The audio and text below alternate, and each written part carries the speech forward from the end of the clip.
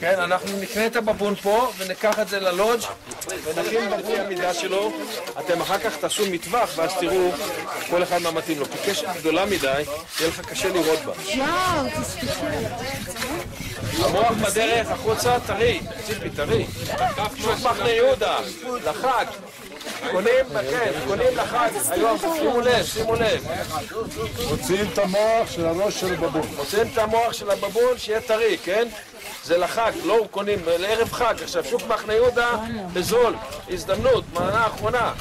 שב ילד, שב, חמוד, שב.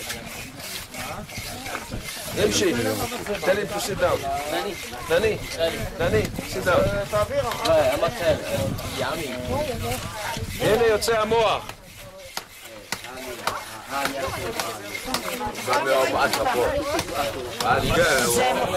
עכשיו הם יאכלו. חי, כמו שזה. 2 דקות שאני מצלם את מה?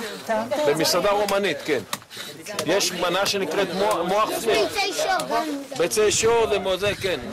אופן ההכנה, תרשמו בבקשה בנות, לוקחים בבון זכר, פותחים את הזה, ועכשיו מוציאים את הבשר, ומגישים לפה, ואוכלים, חי. כן, אוכלים את האבון. לא צריך לערבב, לא צריך לשים מלח, לא צריך לשים פלפל. זה אוכלים כמו של בבון, קיבלנו גם את המתכון, אפשר להכין בשבת. זה ליל סדר, יהיה לנו בסדר, בבון על האש. ראינו מקטרת שבה מעשנים חשיש, אבל בואו נמשיך עכשיו בסיבוב.